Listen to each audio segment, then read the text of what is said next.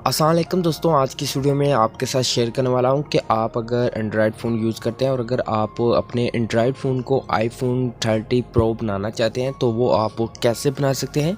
आज की इस वीडियो में सीख लेते हैं, तो आप इस वीडियो के साथ बने रहें।